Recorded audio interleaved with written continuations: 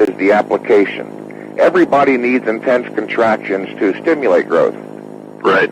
What the individual has to work with is just how much volume and frequency he can tolerate. I have asked at least a dozen individuals, I'm going to ask you now, Sure. over the last couple of weeks, if they have not always noticed that even after up to a 2 to 3 week layoff, they come back and they're stronger.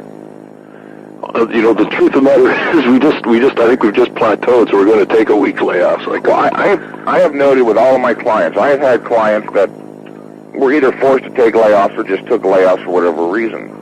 Almost all of them expressed an anxiety that, geez, I'm afraid I'm going to lose something. I have had people take up to 3 weeks off, and they almost, in every single case, come back stronger. I asked Dorian Yates the same thing the other week, and he said, Mike, that's true. This is not just a minor point to be glossed over, John. I'm beginning to suspect this thing with frequency has a hell of a lot to do with it.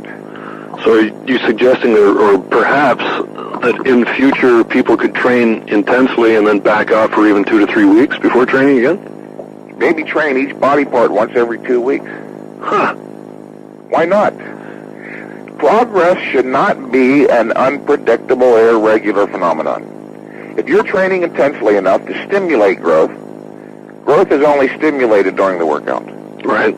If you're working out too long and too frequently, you will short-circuit both the recovery and the growth process. So the higher the intensity, even if your workout is comparatively brief, you can still be doing too much. So even 3 sets could prove too much, then?